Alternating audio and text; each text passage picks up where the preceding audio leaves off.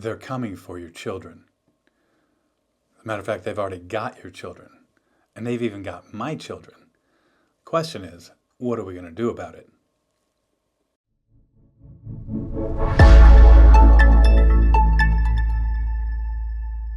Hi, I'm Dr. Rick Godding. I'm a practicing orthopedic surgeon, and I've been transforming my life, my health, and my practice with the principles of metabolic health and the use of the carnivore diet. And so who is they and how do they have your children? Well,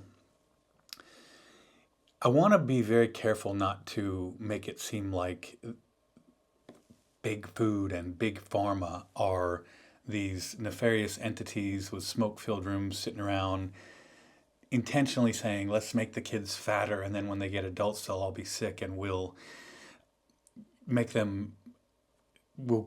control their symptoms with the medicines that we can sell them. But that's what's happening. And so whether it's through intention or neglect, it doesn't really matter. And, now they're giving Ozempic to kids that are 12. It's actually Wegovy, but people know Ozempic. They're the same medication, but the Ozempic is for diabetes control and the Wegovy is for weight control. So right now we have a situation where 12-year-olds are being given a $1,200 a month prescription for a medicine that makes them eat less of the same trash that they've been eating. Now, $1,200 a month. You could do a lot with that. First of all, for a lower income family, that you could take $600 of that and help them buy more nutritious food. You could spend the other $600 putting together a program of education and intervention. Now, I know it's not as easy or profitable as just jabbing their arm with a medication, but my goodness, this is a situation where, they're spinning it saying, oh, it's just a short-term fix. Is it really? Is it? So the reality is that you have a situation where we have the youngest of children being marketed to with the worst of foods. And just this last week, I read an article that in Mexico, the government just said you cannot use cartoon characters to sell sugary cereals to kids. They still sell them, but they can't use Captain Crunch and the little Lucky Charms leprechaun and all those things that kids get sucked into when they're watching their cartoons or whatever. And why can't we do these things?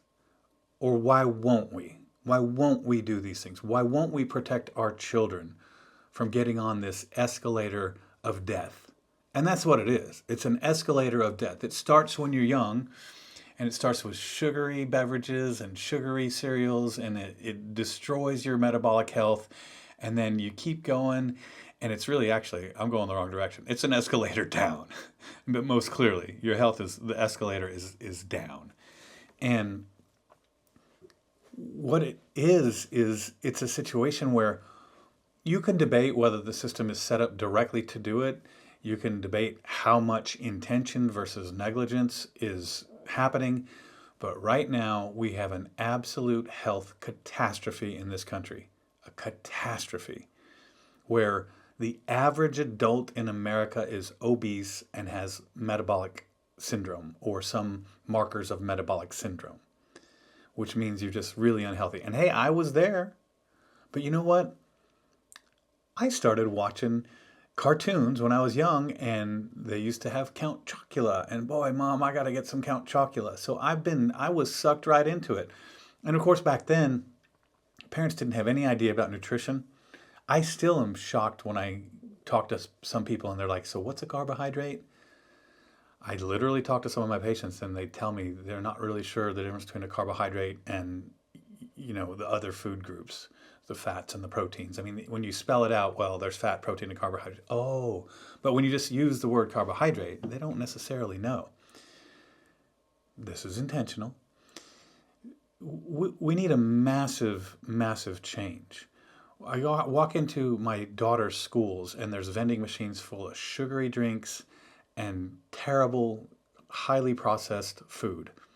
I'll go to a volleyball game on the weekend for the kids, and there's a little truck there from this energy drink company that essentially advertises right towards teens. And they actually, it's called Hyper.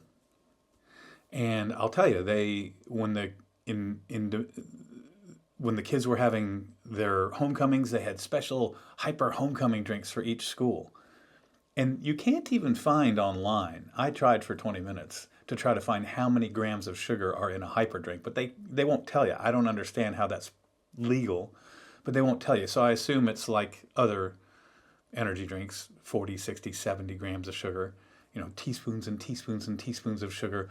We were never meant to eat that. You can have all the discussions you want about what's a ancestrally appropriate diet. I can tell you what it's not. It's not processed sugar. So we have this escalator of death that our children are on. It destroys their health. It destroys their psyche.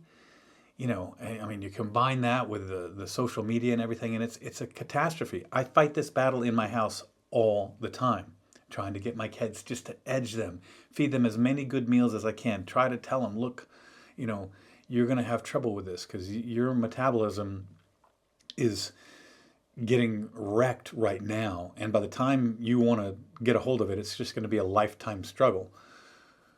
But it's hard to do. It's hard to do, especially when the entire society is based around this kind of eating. I mean, football, pizza, beer, wings, chips, dip. That's the American way.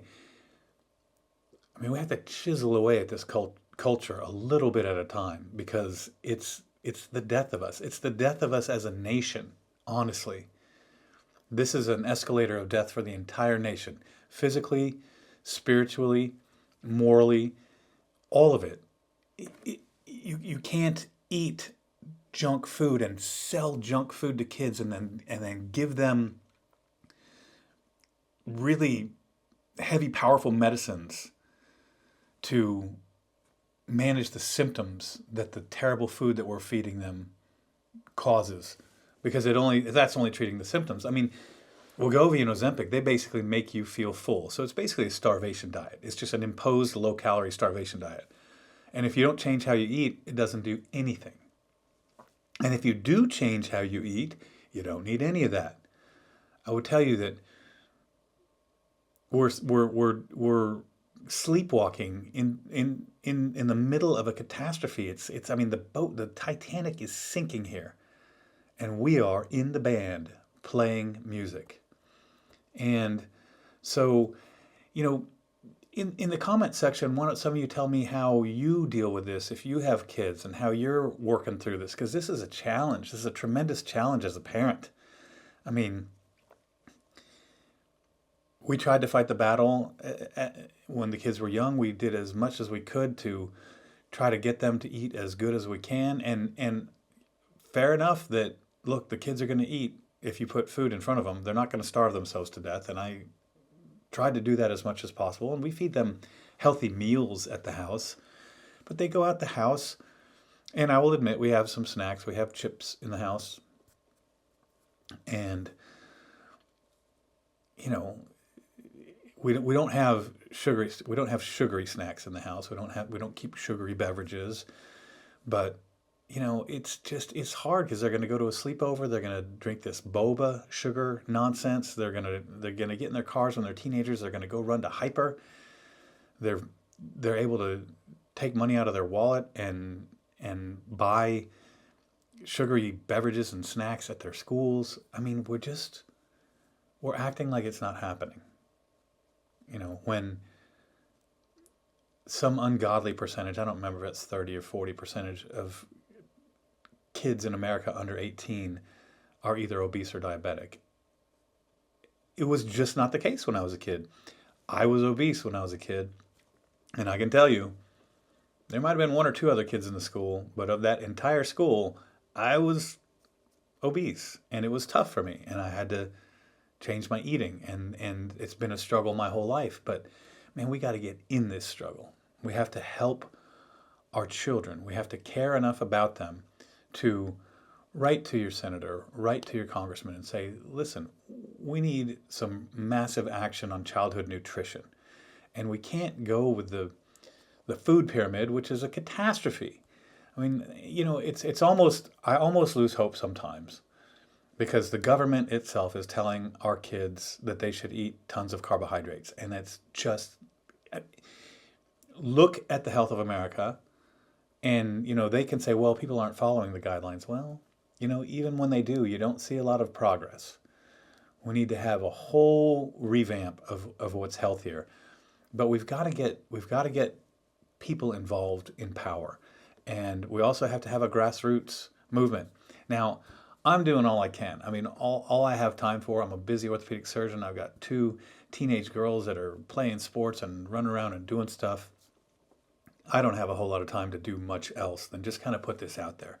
I want to inspire people to get healthier on their own. But I want to remind people also, we got to do something here. We got to do something. So everybody out there, get in the fight. Eat healthier. Just making incremental steps at your house. Get the sodas out of the house, right? Start there. Make some iced tea. Don't put sugar in it. And get the kids, they will acclimate to it. Or even if you get, some of these carbonated waters with just a little bit of fruit juice in them, anything is better than those sugary drinks. Start there. Then try to get, the super highly processed stuff, the Cheetos and the Takis and those kind of things. Get those out of the house. And when your kids have friends over, don't have pizza every time. Try to make them something a little bit healthier. Almost anything's healthier. So it's just a bit of a rant. There's not a lot of information that I have for you today, but I'm feeling a little overwhelmed this week when I see these kind of things, and I see that the country of Mexico, which has all kinds of troubles, has all kinds of things happening, but at least they are trying to do something about their kids. It's part of a bigger project, this not being able to have cartoons sell sugary beverages to kids, but it's worthy. And we need to look at the European Union, where there's 400 chemicals that you can put in food as opposed to the 10,000 or so that are legal in America. There's just a huge amount of work to be done. But what you can do is you can start in your own house, get the sugary beverages out, get the worst of the worst out, and just move incrementally. I don't really have much else to say. It's just a little bit of a rant. I was feeling overwhelmed. Please like and subscribe if you like the channel, and drop in the comments and tell me what you guys think. And I'll be back.